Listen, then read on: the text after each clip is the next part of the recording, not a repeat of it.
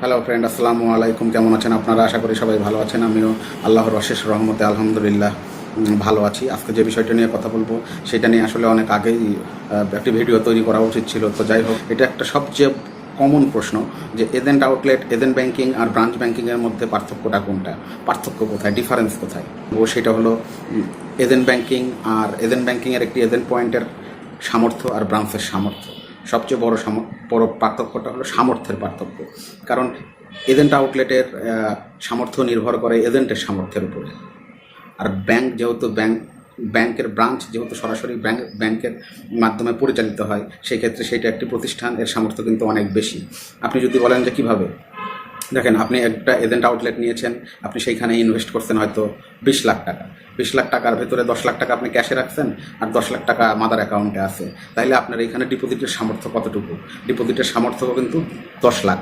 আপনি মাদার অ্যাকাউন্টে যেই টাকাটা আছে সেই টাকাটাই কিন্তু আপনার অ্যাকাউন্টে, কাস্টমারের অ্যাকাউন্টে ডিপোজিট করে দিতে পারবেন, এর বেশি কিন্তু পারবেন না। সো কেউ যদি 10,50,000 টাকা নিয়ে আসে, তাহলে কিন্তু আপনি আউটলেট থেকে ডিপোজিট করে দিতে পারবেন না। তাইলে আপনার সামর্থ্য, আপনার দৌড় কিন্তু 10 লাখ পর্যন্ত। ব্রাঞ্চের ক্ষেত্রে কিন্তু এই সমস্যাটি নাই। ব্রাঞ্চে যদি কেউ 50 লাখ টাকা নিয়ে গিয়েও বলে যে আমার এই অ্যাকাউন্টে 50 লাখ টাকা আমি জমা করবো, ব্রাঞ্চ থেকে কিন্তু সঙ্গে সঙ্গে টাকাটা জমা করে দিতে পারবে। তো প্রথম পার্থক্যই এইটা, সামর্থ্যের পার্থক্য। কারণ এজেন্ট আউটলেটের সামর্থ্য নির্ভর করে একজন নির্দিষ্ট ইন্ডিভিজুয়াল ব্যক্তির উপরে, ব্যাংক যাকে এজেন্ট নিয়োগ করে তার উপরে। কিন্তু ব্রাঞ্চের ক্ষেত্রে ব্যাপারটা এরকম না, ব্রাঞ্চের সামর্থ্যটা এখানে অনেক বেশি। আচ্ছা, আর সেবার দিক থেকে আপনি যদি বলেন, আপনি যদি ব্যাংকের সাধারণ কোনো গ্রাহক হন, একজন সেভিংস অ্যাকাউন্ট হোল্ডার, অথবা একটা ডিপিএস আছে আপনার, অথবা আপনি ব্যাংকের থেকেও মানুষ অন্য যে নর্মাল সার্ভিসগুলো নেয় সেই সার্ভিসগুলো নিয়ে থাকেন, তাহলে কিন্তু আপনি এজেন্ট আউটলেট আর ব্রাঞ্চের সামর্থ্যের মধ্যে কিন্তু পার্থক্য করতে পারবেন না। পার্থক্য করতে পারবেন না এই কারণেই, কারণ আপনার যেটুকু দরকার সেইটুকু আপনি এজেন্ট আউটলেট থেকেই পাচ্ছেন। আপনি এই পার্থক্যটা অনুভব করবেন কখন?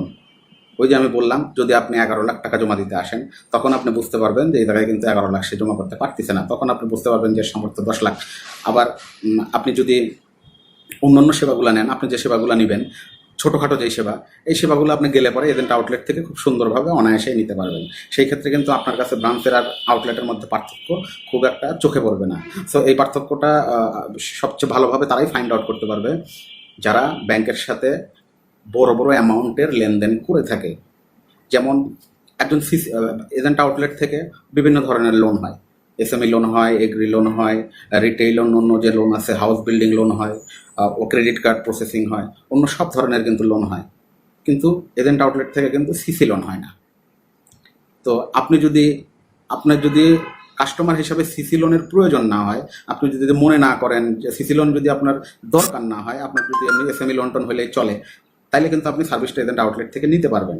কিন্তু আপনি এজেন্ট আউটলেটের লোনের সামর্থ্য যে রিটেইল লোনগুলোর মধ্যে সীমাবদ্ধ, এটা আপনি কখন বুঝতে পারবেন? যখন আপনি মনে করবেন যে আমার একটা সিসি লোন নিতে হবে। যখন আপনি আউটলেটে গিয়ে দেখবেন, যা বলবেন যে আমি একটা সিসি লোন নেবো, আমি এখানকার কাস্টমার, এখান থেকে আমি একটা সিসি লোন নিতে যাচ্ছি, সে কিন্তু আপনার আউটলেট থেকে সিসি লোন দিতে পারবেন না। আপনি তখন বুঝতে পারবেন যে সিসি লোন এজেন্ট আউটলেট থেকে হয় না। সিসি লোন না হওয়ারও কারণ আছে, যথেষ্ট যুক্তিসঙ্গত কারণ আছে। কারণ দেখেন, সিসি লোনগুলোর টাকাগুলো কীভাবে ব্যবহার হয়? গ্রাহক যখনটা প্রয়োজন মনে করে তখন টাকাগুলো কিন্তু সে অ্যাকাউন্ট থেকে নেয়। এখন সিসি লোনের তো বিভিন্ন লিমিট থাকে, কেউ 5 লাখ নেয়, কেউ 10 লাখ নেয়, কেউ 50 লাখ নেয়, কেউ বা 1 কোটি নেয়। এখন যদি এজেন্ট আউটলেট থেকেই যদি সিসি লোনের প্রসেসগুলো করে দেওয়া হয়, তারপরে যদি কারো 50 লাখ টাকার সিসি লোন হয়, সে কি এসে হঠাৎ করে যখন তার দরকার হবে এজেন্ট আউটলেট থেকে একবারে 30 লাখ টাকা চাইলে পাবে না? এজেন্ট দিতে পারবে না। কারণ আমি শুরুতেই বলছি, এজেন্টের সামর্থ্যের সীমাবদ্ধতা আছে। এজেন্ট ইচ্ছা করলেই আপনাকে হিউজ টাকা উইথড্র করে দিতে পারবে না, কারণ এখানে এজেন্টের সামর্থ্যের উপরেই এজেন্ট আউটলেটের সামর্থ্য নির্ভর করে। সো এখানে যদি আউটলেট থেকে যদি সিসি লোন দেওয়া হয়, সেই ক্ষেত্রে কিন্তু এজেন্ট ঠিকভাবে গ্রাহককে সাপোর্ট দিতে পারবে না, তখন গ্রাহক অসন্তুষ্ট হবে। নর্মালি আমি যে ব্যাংকের সাথে আছি, সেই ব্যাংকে ব্রাঞ্চে গেলে আপনি যে সার্ভিসগুলো পাবেন, সেই একই সার্ভিস এজেন্ট আউটলেট থেকেও পাবেন, অল্প কিছু সার্ভিস বাদে। যেমন আর একটা বড় ডিফারেন্স আছে যে চেক বই এজেন্ট আউটলেট থেকে আপনার সেভিংস অ্যাকাউন্টের এগেনস্টে চেক বই ইস্যু হবে, কিন্তু সেই চেক বই দিয়ে কিন্তু আপনি এজেন্ট আউটলেট থেকে টাকা উঠাইতে পারবেন না। আপনি সেই চেক বই ব্যবহার করতে হবে ব্রাঞ্চের জন্য। এজেন্ট ব্যাংকিং অ্যাকাউন্টগুলোর জন্য এজেন্ট ব্যাংকিং যে অ্যাকাউন্টগুলো আছে, সেই অ্যাকাউন্টের ট্রানজ্যাকশনের ক্ষেত্রে, লেনদেনের ক্ষেত্রে এখানে যেমন আমি বললাম যে চেক একটা সমস্যা, চেকটা আপনি আউটলেট থেকে ক্লিয়ার করায় নিতে পারবেন না, কিন্তু এই অ্যাকাউন্টের একটা প্লাস পয়েন্টও আছে। আপনি ব্রাঞ্চের একটা অ্যাকাউন্টে টাকা উইথড্র হয় কয়ভাবে? ব্রাঞ্চের একটা অ্যাকাউন্টে টাকা উইথড্র হবে চেক দিয়ে অথবা এটিএম কার্ড দিয়ে বুথের থেকে, কিন্তু এজেন্ট আউটলেটের যে অ্যাকাউন্টগুলো আছে সেই অ্যাকাউন্টগুলোতে কিন্তু টাকা উইথড্র হয় তিনভাবে। আপনি কাস্টমার গ্রাহক যারা আছে তারা কিন্তু আউটলেট থেকে ফিঙ্গার দিয়ে টাকা উঠাতে পারবে, প্লাস সে যদি মনে করে যে ব্রাঞ্চের থেকে সে চেক দিয়ে উঠাবে, সে কিন্তু চেক দিয়েও ব্রাঞ্চের থেকে টাকা উঠাইতে পারবে। আবার কোনো কারণে যদি তার কাছে চেক বই না থাকে, সে যদি এজেন্ট ব্যাংকিংয়ের গ্রাহক হয়, সে কিন্তু ব্রাঞ্চে গিয়ে ফিঙ্গারপ্রিন্ট দিয়েও টাকা উঠাতে পারবে। এটা তার জন্য একটা বাড়তি সুবিধা আমি মনে করি। সো আবার কিছু সে সার্ভিস আছে যেগুলো আপনি আউটলেট ছাড়া ব্রাঞ্চ ছাড়া হবে না, যেমন ফরেন ট্রেড, এলসি। তো এই যে কিছু বড় বড় যে সার্ভিসগুলো আছে, যেই সার্ভিসগুলো বেসিক্যালি সমাজের বড় যারা ব্যবসায়ী আছে, বিত্তশালী লোক আছে, এদের দরকার হয়। এই সার্ভিসগুলো এজেন্ট আউটলেটের মাধ্যমে এজেন্টরা দিতে পারবে না। এর পিছনে সবচেয়ে বড় কারণ এজেন্টের সামর্থ্যের সীমাবদ্ধতা, এছাড়া অন্য কোনো কারণ নাই। তবে চেক বইয়ের যে ব্যাপারটি, সেই ব্যাপারটি আমি জানি না। আমরা যখন এজেন্ট ব্যাংকিংয়ে আসি তখন আমরা দেখছি যে এখানে কিছুই ছিল না, শুধু ডিপোজিট, উইথড্র, বিদ্যুৎ বিল আর পাসপোর্টের টাকা মেবি, এই 4-5টা সার্ভিস এজেন্ট আউটলেট থেকে দেওয়া হতো। কিন্তু এখন কিন্তু সেইখানে 30-32টা সার্ভিস ব্যাংকে যা আছে এজেন্ট আউটলেটেও ম্যাক্সিমাম সার্ভিসগুলাই আছে।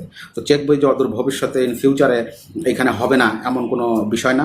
এজেন্ট ব্যাংকিং করার একটি অন্যতম উদ্দেশ্য কিন্তু আনব্যাংকড পিপল যারা আছে, আনব্যাংক ব্যাংকিং সার্ভিসের বাইরে যারা আছে, এদেরকে সেবা প্রদান করা। তো এদেরকে সেবা প্রদান, যারা ব্যাংকিং সার্ভিসের বাইরে আছে এরা কিন্তু কেউ বড় কাস্টমার না, এরা কিন্তু ম্যাক্সিমামই আমাদের মতো সাধারণ মানুষ। ছোটোখাটো আমরা সেবা নেই ব্যাংকের থেকে। আমরা একটা অ্যাকাউন্ট করি 2-4-50,000, 1 লাখ টাকা, 5 লাখ টাকা, 10 লাখ টাকা অ্যাকাউন্টে হয়তো জমা রাখবো, রেমিটেন্স আসবে। এই সেবাগুলোই কিন্তু সাধারণ মানুষের ডিমান্ড। আর যে সার্ভিসগুলো এজেন্ট আউটলেট থেকে হয় না, সেই সার্ভিসগুলো কিন্তু খুব রেয়ার। সেই সার্ভিসগুলো কিন্তু আপনি গ্রামের মধ্যে একটা ইউনিয়ন পরিষদে, ইউনিয়ন লেভেলের একটি বাজারে, থানা লেভেলের একটা বাজারে আপনি কয়েকজন লোক খুঁজে পাবেন যাদের সবসময় এলসি প্রয়োজন হবে না। খুব কম লোকই হয়তো পাবেন। হ্যাঁ, সিসি লোনের কিছু কাস্টমার পেতে পারেন, কিন্তু আপনি সবচেয়ে বেশি পাবেন কিন্তু অন্য লোনগুলা, যেমন এসএমই লোন আছে, রিটেইল লোন আছে। এই লোনগুলা কিন্তু আপনি ওইখান থেকে বেশি দেবেন। তো এজেন্ট আউটলেট করার যে উদ্দেশ্য, সেই উদ্দেশ্য মাথায় রেখেই কিন্তু এজেন্টদের সামর্থ্যের কথা চিন্তা করেই কিন্তু এইভাবে এই সেট আপটা করা হয়েছে। তো আমার ধারণা, আশা করি আপনারা মোটামুটি বুঝতে পারছেন যে এজেন্ট ব্যাংকিং আর ব্রাঞ্চ ব্যাংকিংয়ের মধ্যে পার্থক্যটা আসলে কেমন। তবে সবচেয়ে বড়, আমি শুরুতেই বলছি যে সবচেয়ে বড় যে পার্থক্যটা, সেটা হলো এজেন্টের সামর্থ্যের পার্থক্য। ব্রাঞ্চের সামর্থ্যের সীমাবদ্ধতা নাই, থাকলেও হয়তো খুবই কম, কিন্তু এজেন্ট ব্যাংকিংয়ে এজেন্ট যে সার্ভিস দেবে সেই সার্ভিসের কিন্তু বিভিন্ন ধরনের সীমাবদ্ধতা আছে। কারণ ব্যক্তি হিসাবে এজেন্টেরই সীমাবদ্ধতা আছে। সে ইচ্ছা করলে অনেক বড় অ্যামাউন্ট দিয়ে আপনাকে সাপোর্ট দিতে পারবে না, এটা সম্ভব না, আমরাও জানি। সেই জন্য আমরা বলি, যারা এজেন্ট ব্যাংকিং করতে চান, যারা আউটলেট নিতে চান, তারা যদি আপনি যে বাজারে করতে চান সেই বাজারের মোটামুটি যারা ভালো ব্যবসায়ী আছে তাদেরকে যদি কাভার করতে চান, তাহলে কিন্তু আপনি কত টাকা ইনভেস্ট করবেন সেইটা কিন্তু আপনি তাদেরকে দিয়ে হিসাব করেই কিন্তু আপনি ওখানে ইনভেস্ট করতে হবে। আপনি যদি একদম টপ যে আছে তাকে যদি আপনার ক্যালকুলেশনে আনতে পারেন, তাকে যদি আপনি সেবা দেওয়ার টার্গেট নেন, তাহলে অটোমেটিকলি নিচেরগুলো এমনিতেই কাভার হয়ে যাবে। তো এই জন্য বলি, যারা এজেন্ট ব্যাংকিং করতে চান তারা অবশ্যই এখানে নগদ টাকা নিয়ে আসতে হবে। কারণ আমি সবসময় বলছি যে আসলে এখানে সব কিছুর পরে এটা হলো বিজনেস। ব্যাংক বিজনেসটা আগে দেখবে, তারপরে অন্য হিসাব কিতাব। এখানে যদি আপনি ব্যাংকে 1 টাকা লাভ করে দিতে পারেন, তখনই কিন্তু আপনি 50 পয়সা পাবেন, আদারওয়াইজ আপনি কিচ্ছু পাবেন না। আপনাকে লাভ করে দিতে হবে সার্ভিস দিয়ে, কারণ এখানে কমিশনগুলো হয় সার্ভিসের উপরে। আপনি সার্ভিস দিলে কমিশন পাবেন। সো আপনি সার্ভিস দিবেন কি দিয়ে? আপনি সার্ভিস দিবেন আপনার টাকা দিয়ে। আপনার কাছে যদি টাকা না থাকে, ইনভেস্ট না থাকে, তাহলে আপনি সার্ভিস দিতে পারবেন না। তাহলে আপনি এজেন্ট আউটলেটে বিজনেসও করতে পারবেন না, এটা নিয়ে খুব একটা লাভবান হতে পারবেন না। আর হ্যাঁ, যদি আপনি সব কিছু মিলায় যদি ঠিকঠাক মতো চালাইতে পারেন, ইনভেস্ট করতে পারেন, তাহলে আমি মোটামুটি গ্যারান্টি দিয়ে বলতে পারি যে আপনি যদি একটু ধৈর্য ধরে বিজনেসটা করতে পারেন, সার্ভিস দেওয়ার মন মানসিকতা নিয়ে যদি এখানে আসেন, তাহলে অবশ্যই আপনি এখান থেকে অনেক ভালো একটা অ্যামাউন্ট প্রফিট করতে পারবেন মান্থলি। এটা অবাস্তব কিছু না, এমন না যে আমরা এটা স্বপ্নে দেখতেছি, তা না। মানে পরীক্ষিত, আমাদের আশেপাশে এমন উদাহরণ আছে। তো ধন্যবাদ। আশা করি আপনারা বুঝতে পারছেন যে এজেন্ট ব্যাংকিং আর ব্রাঞ্চ ব্যাংকিংয়ের মধ্যে পার্থক্যটা কোথায়। কারো কিছু জানার থাকলে অবশ্যই কমেন্ট করে জানাবেন। ভালো থাকবেন।